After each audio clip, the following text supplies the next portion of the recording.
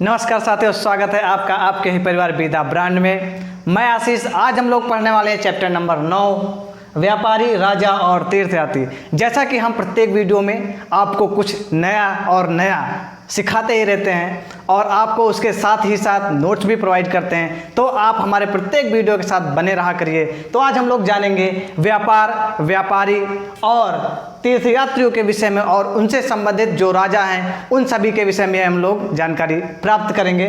तो हम लोगों ने पिछली कक्षा में पढ़ रखा है कि जो उत्तर में पाए जाने वाले चमकीले पात्र थे, जो चिकनी मिट्टी के बनाए जाते थे, वह भारतीय उपमहाद्वीप में प्रत्येक जगह पे पाए जाते हैं। अब वह जो तस्तरी है, पात्र हैं और विभिन्न प्रकार की जो चिकनी मिट्टी की वस्तुएं हैं, वह वहाँ पे आई कैसे? तो वहाँ पे कोई ना कोई व्यापार के माध्यम से या फिर व्यापारियों के माध्यम से ही आई होंगी। तो हम जानते हैं जो दक्षिण भारत है वह प्राचीन काल में क्यों इतना फेमस था। तो हम लोग जान लेते हैं कि जो उत्तर भारत है वहाँ पे तो ज़्यादा बहुमूल्य वस्तुएं नहीं प्राप्त होती, लेकिन जो दक्षिण भारत है, गोलकुंडा हो गया, और दक्षिण भारत के जो केरल वाला तट है वह मसाले और कीमती पत्थरों के लिए बहुत ही प्रसिद्ध रहा है। तो दक्षिण भारत सोना, मसाले, काली मिर्च तथा कीमती पत्थरों के लिए प्रसिद्ध था। तो अब हम लोग जान लीजिए यहाँ से जो व्यापार होता था पूरे विश्व में होता था। किन किन चीज़ों के लिए? सोना, जो कि मैंने कोलार गोल्ड जो है वहाँ से, मसाले पश्चिमी तट से, और काली मिर्च के विषय में कहा जाता है कि यह रोम में बहुत ही प्रचलित थी। यहाँ से काली मिर्च को ले जाया जाता था जहाज़ों के माध्यम से, और यूनान या फिर रोम आदि जगहों पे इसको बहुत ही उच्च कीमतों पर बेचा जाता था। काली मिर्च को वहाँ पे कहा जाता था, क्या कहा जाता था? काला सोना कहा जाता था। क्या कहा जाता था? काला सोना कहा जाता था। कहाँ पर? रोम में काली मिर्च को काला सोना कहा जाता था। व्यापारी इन वस्तुओं को सड़कों, जहाज़ों के माध्यम से रोम और विभिन्न प्रकार के जगहों पर ले जाते थे। किन किन माध्यमों से? सड़कों के माध्यम से, जो कि मध्य एशिया के मार्ग से होता जाता था, और जहाज़ों के माध्यम से पश्चिमी तट से। भारत के पश्चिमी तट कौन सा है?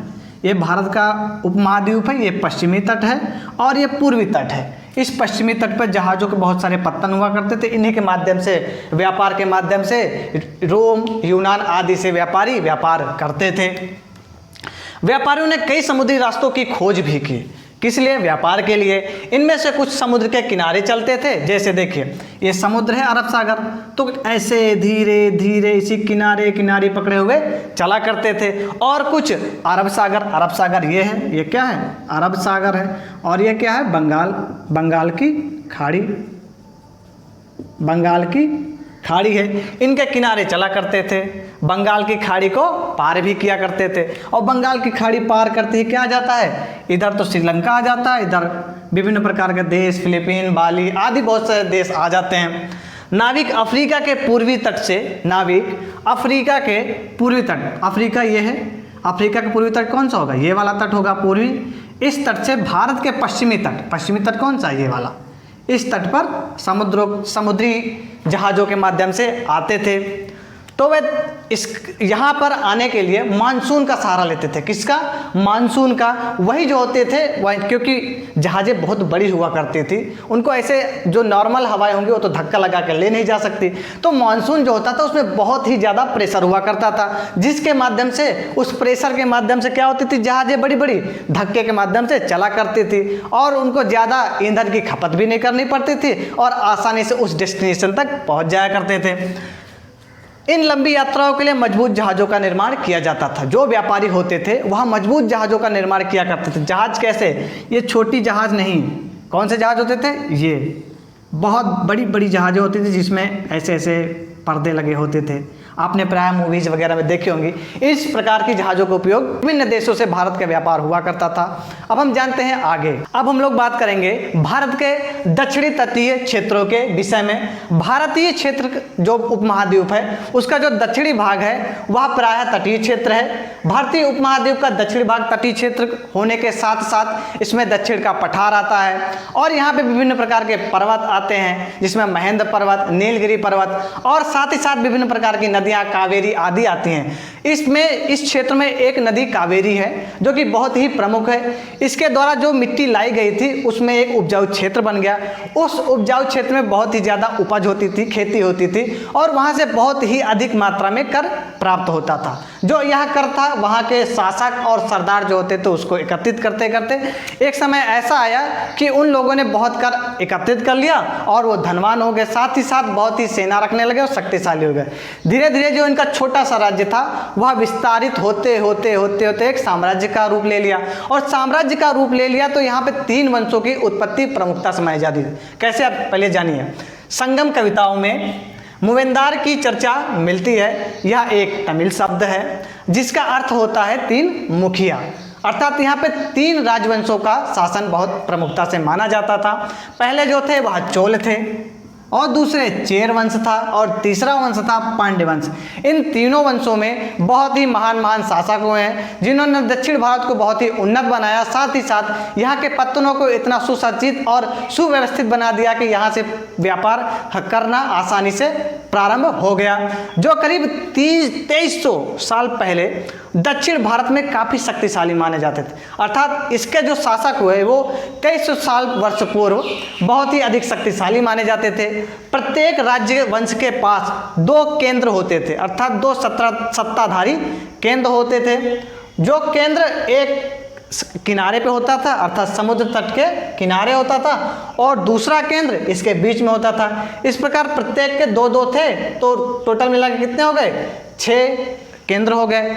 उन 6 केंद्रों में चोलों का पुहार या फिर कह लीजिए कावेरी पट्टनम तथा पांड्यों की राजधानी मदुरई बहुत ही अधिक क्या थी, प्रचलित थी और प्रसिद्ध थी। यहीं से व्यापार आसानी से पूरे विश्व में होता था। यहाँ शासक नियमित कर न लेकर उपहारों की मांग करते थे।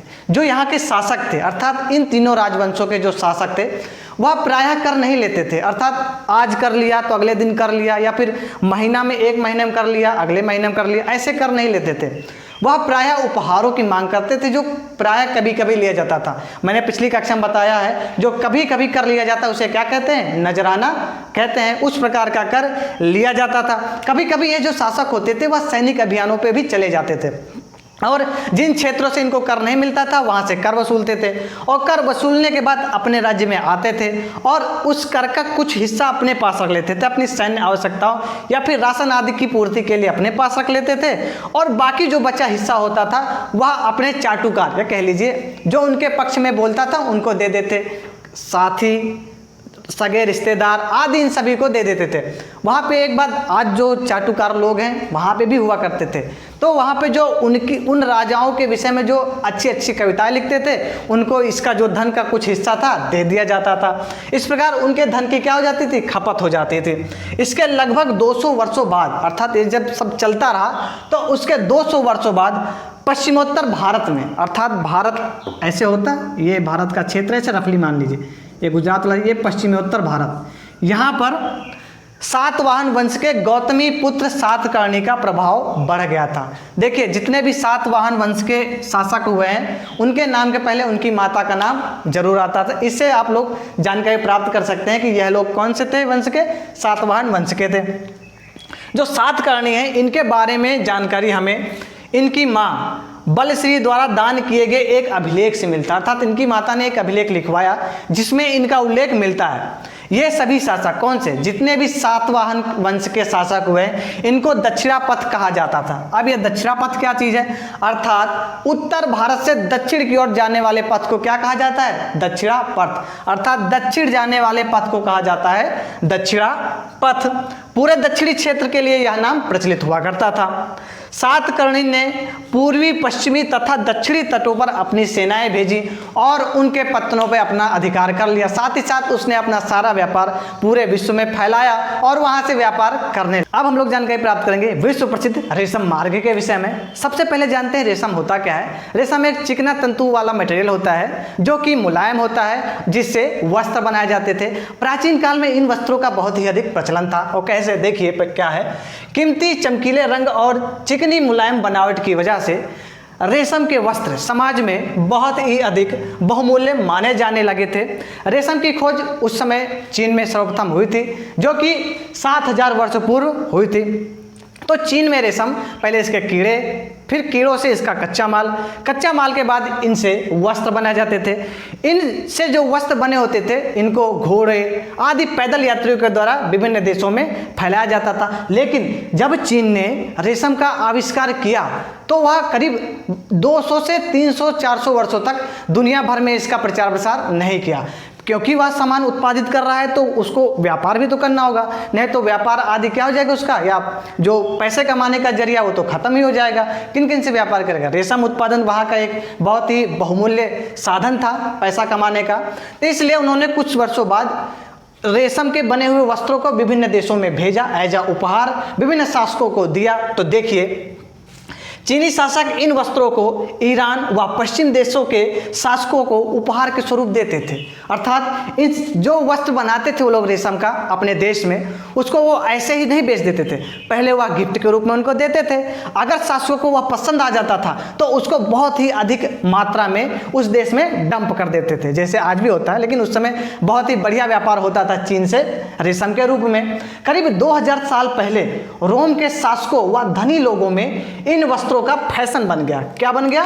फैशन बन गया। अर्थात रोम के शासक और वहां के धनी लोग, अगर शासक हैं और धनी हैं तो वह केवल और केवल रेशम के वस्त्र ही पहने जाएंगे, उससे उनकी महानता में और चार चांद लग जाया करते थे। यह बहुत ही महंगे थे और महंगाई का एक प्रतीक रेशम माना जाता था उस समय।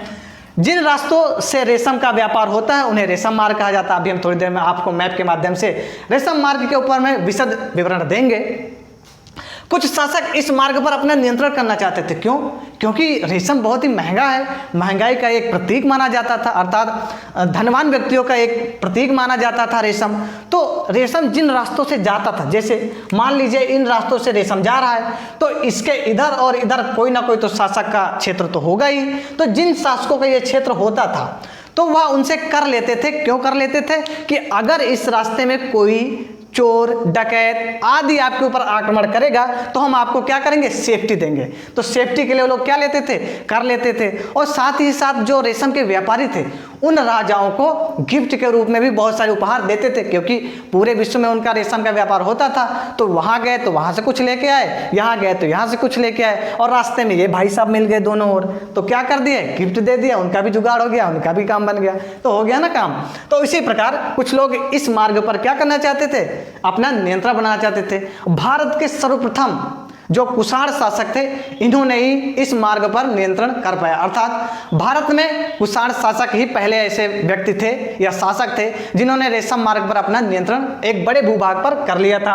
करीब 2000 वर्ष पूर्व मध्य एशिया तथा पश्चिमोत्तर भारत में, मध्य एशिया अर्थात एशिया माइनर जहाँ पे सऊदी अरब, इराक, ईरान आदि ऐसे देश हैं वहाँ, और पश्चिमोत्तर भारत, पश्चिमोत्तर तक गुजरात, सिंध, पेशावर, ये सब पहले भारत में थे। तो पेशावर आदि जो क्षेत्र है वो पश्चिमोत्तर भारत का भाग है। यहीं पे इनका क्या था? शासन हुआ करता था। पेशावर और मथुरा इनका प्रमुख केंद्र था। देखिए, जो मथुरा ये तो राजधानी ही थी कुषाणों की, और साथ ही साथ पेशावर भी इनका क्या था? एक प्रमुख केंद्र था। यहीं से इनका शासन सत्ता भी उधर मध्य एशिया में होता था और व्यापार आदि भी यहीं से होता था। इनके शासन में ही सिल्क रूट की एक शाखा मध्य एशिया से होकर सिंधु नदी के पत्तन तक जाती थी। अर्थात इन्होंने जब एक बड़े भूभाग पर सिल्क रूट के बड़े भूभाग पर अपना आधिपत्य जमा लिया तो उन्होंने एक शाखा सिंधु नदी के मुहाने पर भी लाके रख दिया। अर्थात यहाँ से भी मध्य एशिया आदि देशों में व्यापार होने लगा। सिंधु नदी पे ग्वादर पोर्ट आज है, अर्थात उसका प्राचीन नाम भी रहा होगा। उस पत्तन से विभिन्न देशों में व्यापार भी होने लगा था और भारत को भी लाभ प्राप्त होने लगा था। इन्हीं पत्तनों से रेशम रोम साम्राज्य तक पहुंचाया जाता था। कहाँ तक? रोमन साम्राज्य तक पहुंचाया जाता था। कुषाणों ने ही सर्वप्रथम सोने के सिक्कों का प्रचलन शुरू किया था। क्या चीज़ ज्ञातव्य है? क्या इंपॉर्टेंट में इसे रख लीजिए कि सर्वप्रथम सोने के सिक्कों का जो प्रचलन था वह कुषाणों ने ही शुरू किया था। वह किस लिए? क्योंकि जो सिल्क रूट पे यात्रा करते थे वह लोग इनका उपयोग बहुतायत मात्रा में लेन देन विनिमय आदि के रूप में सिक्कों का उपयोग कर सके। अब हम आप स्क्रीन पे देखिए, आपको हम बताते हैं सिल्क रूट के विषय में। तो आप ध्यान से देखिए स्क्रीन पर, ठीक है? देखिए, तो वहाँ पे जो सर्वप्रथम रेड लाइन लगी हुई है, अर्थात चाइना से होते हुए, सऊदी अरब से होते हुए, रोम, यूरोप, एशिया माइनर आदि में होते हुए जाता है, वही रेशम मार्ग कहलाता है। तो देखिए रेशम मार्ग हान डिनास्टी के लुयांग, फिर डांगवांग, उसके बाद होतान, फिर कासनगर, फिर भारत के उत्तरी क्षेत्र अर्थात उत्तरी भाग में, फिर आगे समरकंद, उसके बाद आगे होते होते एंटियोन और उसके बाद एशिया माइनर। और साथ ही साथ जो हमने अभी बताया जो सिंधु नदी के उधर भी देख लीजिए पत्तन वहाँ पे बना हुआ है, उस पत्तन से व्यापार रोम आदि में होता था। तो आगे रोम सबसे आगे है यूरोप आदि में, देख लीजिए ये है पूरा सिल्क रूट और इसका स्क्रीनशॉट आप लोग ले लीजिए। अब हम लोग जानेंगे कुषाण राजवंश के समय में बौद्ध धर्म का प्रचार प्रसार किन किन देशों में हुआ। कुषाणों का सबसे प्रसिद्ध शासक कनिष्क था। कौन? कुषाणों में जो शासक सर्वप्रथम जो प्रसिद्ध हुआ वह कनिष्क था, जिसने 1900 साल पहले भारत पर शासन किया। इन्हीं के समय में बौद्ध धर्म की चौथी संगीति आयोजित की गई थी। चौथी संगीति बौद्ध धर्म की इन्हीं के समय में आयोजित की गई थी, जिसमें बौद्ध धर्म की एक नई शाखा का उदय हुआ जो महायान शाखा कहलाया। इन्हीं के समय में अश्व घोष रहते थे,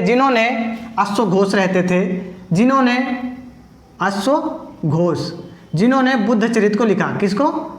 बुद्ध चरित को लिखा। इन्हीं के राजकाल में रहते थे, अर्थात इन्हीं के राजवंश के एक बहुत ही उत्कृष्ट कवि और लेखक अश्वघोष हुआ करते थे। इस शाखा की दो विशेषताएं थी, अर्थात जो महायान शाखा इस समय उदय हुई थी इसकी दो प्रमुख विशेषताएं थी। पहली विशेषता, बुद्ध की प्रतिमाओं का निर्माण प्रारंभ हो गया। कैसे? देखिए, जो पहले था महायान से पहले क्या होता था, अगर बुद्ध धर्म के निर्माण को दर्शाना है तो पीपल आदि का वृक्ष बना दिया जाता था, उसके चित्र उकेर दिए जाते थे। उस समय मूर्तियों का प्रचलन ज़्यादा नहीं था, लेकिन जब महायान शाखा का उदय हुआ तो भारत में बुद्ध की प्रतिमाओं का निर्माण प्रारंभ हो गया। इसका जो प्रमुख केंद्र थे इसके वह तक्षशिला थे और मथुरा थे। मथुरा में बहुत ही प्राचीन और बहुत ही सुदृढ़ सुकुशलता से पूर्ण बनी हुई मूर्तियां बुद्ध की प्राप्त होती हैं, और तक्षशिला में उससे थोड़ा सा निम्न स्तर की मूर्तियां बुद्ध की प्राप्त होती हैं। जो दूसरा परिवर्तन आया इस समय बोधिसत्व की आस्था को लेकर आया। कैसा? अब बोधिसत्व क्या होते हैं, अर्थात बोधिसत्व उन्हें कहते हैं जिनको ज्ञान प्राप्त हो गया है और वो एकांतवास में रहते थे। अर्थात बोधिसत्व लोग अभी तक, जब तक महायान का जो उदय हुआ नहीं हुआ था, तब तक ये लोग एकांतवास में रहते थे, समाज से दूर रहते थे, भोग विलास से दूर रहते थे। लेकिन इस समय क्या हुआ, जब महायान शाखा का उदय हुआ तो जो ये लोग थे अर्थात बोधिसत्व थे वह समाज का एक अंग बनकर रहने लगे। उनका जो समस्याएं थी उस समाज की उसको हल करने लगे, साथ ही साथ उनके साथ घुल मिलकर रहने लगे। यह दूसरा परिवर्तन आया। बोधिसत्व की पूजा काफी लोकप्रिय हो गई थी इस समय बोधिसत्व को लोग भगवान मानकर पूजा करने लगे थे। और पूरे मध्य एशिया, कहाँ? पूरे मध्य एशिया में आपको हमने पहले ही बताया, ईरान, इराक, सऊदी अरब का ऊपरी वाला क्षेत्र, ठीक है, ये सारे देश आते हैं इसमें। चीन में, कोरिया तथा जापान तक इनके पूजा का प्रचार प्रसार फैल गया। ठीक है, बौद्ध धर्म का प्रचार पश्चिमी व दक्षिणी भारत में भी हुआ। किनके समय में? कुषाणों के समय में बौद्ध धर्म का प्रचार प्रसार पश्चिमी व दक्षिणी भारत में भी हुआ, जहां बौद्ध भिक्षुओं के रहने के लिए दर्जनों गुफाएं खोदी गई। कुछ गुफाओं का निर्माण कृषकों और मजदूरों के माध्यम से हुआ तथा कुछ जो गुफाओं का निर्माण हुआ वह राजा और रानियों के कहने के अनुसार हुआ। इन जो गुफाएं थी इसमें बौद्ध धर्म के जो प्रचारक होते थे वह रहा करते थे और उसी में ठहराव करने के बाद आगे अपने प्रचार प्रसार के लिए जाते थे। इनमें से ज़्यादातर गुफाएं पश्चिमी घाट के दर्रों के पास बनाई गई। पश्चिमी घाट मैंने बताया है, ये वाला जो क्षेत्र है पश्चिमी घाट है। इन्हीं में जो दर्रे जैसे आज देखते हो एलोरा आदि की जो गुफाएं, अजंता एलोरा, वो भी गुफाएं इनके अंतर्गत आती हैं। उन दर्रों के पास बनाई जाती थी। दक्खन के शहरों व बंदरगाहों का मार्ग इन्हीं से गुजरता था। आप कह सकते हैं कि इन जो गुफाओं का निर्माण हुआ था कहीं ना कहीं व्यापारियों के ठहराव के लिए भी होता था, अर्थात जो व्यापारी व्यापार करने आते थे वह भी इन्हीं दर्रों के अंदर अर्थात दर्रों में बने गुफाओं के अंदर निवास करते थे।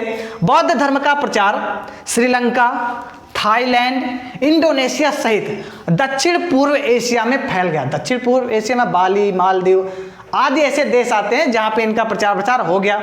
वहाँ पे बौद्ध धर्म की थेरवाद अर्थात बौद्ध धर्म की थेरवाद बहुत ही अधिक आरंभिक स्थिति से तो था ही, और उसी का प्रचलन अधिक स्थिति में था। महायान अभी यहाँ पे प्रचलित नहीं हुई, लेकिन धीरे धीरे प्रचलन इनका प्रारंभ हो गया।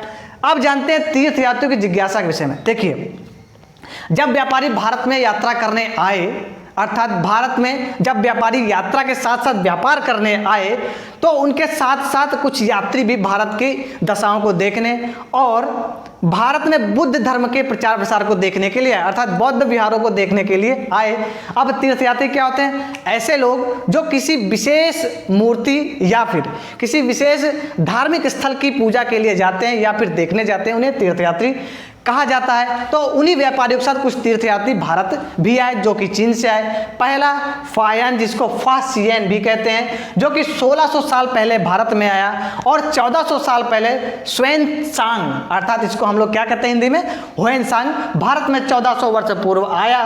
तथा उसके 50 वर्ष बाद कौन आया? इत्सिंग आया। उसके 50 वर्ष बाद इत्सिंग आया।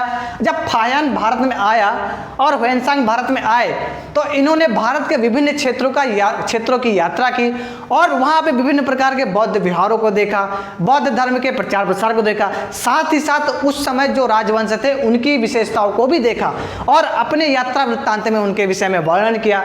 और वहाँ जब ये लोग जाने लगे, तो देखिए, जो फायान था वह बंगाल की खाड़ी से अपना यात्रा शुरू करता है चाइना जाने के लिए। लेकिन रास्ते में क्या होता है कि भयानक तूफान आ जाता है और उस पे जो बहुत सारे यात्री थे उसके साथ वह एक एक करके अपनी जान दे देते हैं। किसको बचाने के लिए?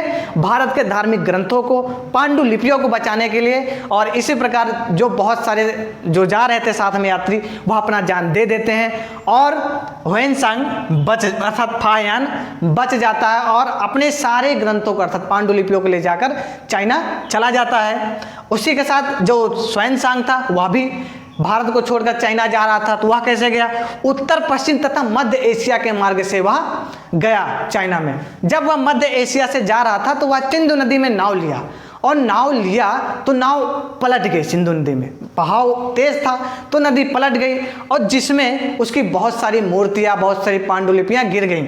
लेकिन 600 पांडुलिपियां वो लेके आया था, इसमें से कुछ पांडुलिपियां बच गए जिनको वह चाइना ले गया। और बुद्ध की मूर्तियां जो कि चंदन की लकड़ी तथा चांदी सोने की आदि की बनी थी, उनको भी ले जाकर चाइना चला गया। 600 में से केवल 50 पांडुलिपियां ही बच पाई, जिसका जो अनुवाद था वह चाइना में चाइनीज भाषा में करने के लिए उसने सारा जीवन लगा दिया। किसने? ह्वेनसांग ने। फिर इत्सिंग भी था, वह भी भारत छोड़ के गया। लेकिन इन सभी ने भारत के विषय में बहुत ही मनोरम और बहुत ही सुंदर चित्रण किया है अपने यात्रा वृत्तांत के विषय में। इस प्रकार हमने जाना तीर्थ यात्रियों के विषय में, जिन्होंने भारत के विषय में पूरे विश्व को बताया कि भारत कैसा है और उसके यहाँ कौन कौन सी सुविधाएं प्राप्त हैं आम नागरिक को और वहाँ जाने वाले यात्रियों को। अब हम लोग बात करते हैं भक्ति की शुरुआत के विषय में, जहाँ एक और भारत में बौद्ध धर्म का प्रचार प्रसार भारत के अलग देशों में अर्थात विश्व के देशों में हो रहा था, कंबोडिया, थाईलैंड, श्रीलंका आदि में, वहीं भारत में सनातन धर्म का भी उत्थान हो रहा था। यहाँ पर भगवान शिव, दुर्गा, गणेश, कार्तिकेय आदि का पूजा पाठ भी प्रारंभ हो चुका था। इन देवी देवताओं की पूजा भक्ति परंपरा के माध्यम से की जाती थी। अब भक्ति क्या चीज़ है? भक्ति संस्कृत शब्द भज से निकला है। किससे? संस्कृत शब्द भज धातु से निकला है, जिसका अर्थ होता है विभाजित करना। क्या करना? विभाजित करना।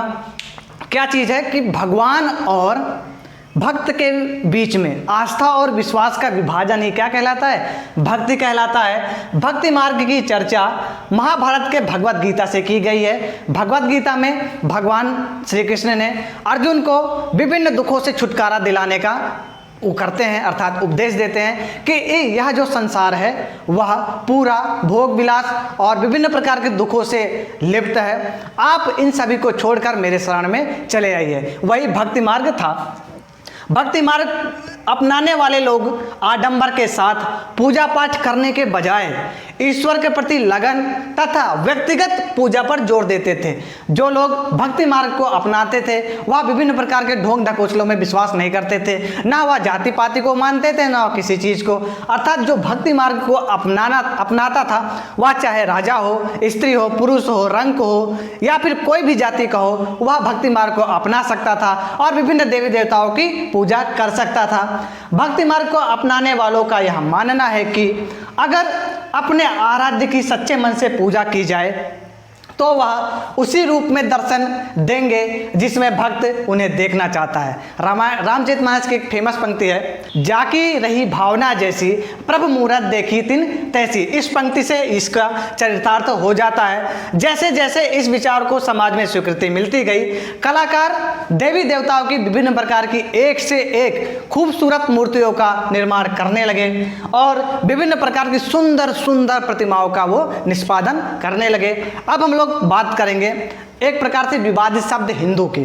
तो हिंदू शब्द यह इंडिया शब्द की तरह इस हिंदू से निकला हुआ है, अर्थात इंडस से निकला हुआ। जैसे हम लोगों ने पढ़ा है कि हिंदुस्तान का नाम इंडिया कैसे पड़ा और भारत कैसे पड़ा, उसी प्रकार जो सिंधु नदी है उसके पूर्व में यह सिंधु नदी है और इसके पूर्व वाले क्षेत्र को क्या कहा जाता है, इंडिया कहा जाता है। कालांतर में यहाँ की जो शैली थी, सांस्कृतिक शैली आदि धार्मिक शैली को ही क्या कर दिया गया, हिंदू सभ्यता या फिर हिंदू धर्म के नाम से संबोधित कर दिया गया। आज की वीडियो यहीं तक। अगर आपको वीडियो अच्छा लगा तो लाइक करें, शेयर करें, कमेंट करें और इससे संबंधित नोट्स आपको हमारे टेलीग्राम चैनल पे मिल जाएंगे जिसका लिंक डिस्क्रिप्शन में है। आप सभी इसी तरह हम सभी को प्रेम देते रहें। धन्यवाद।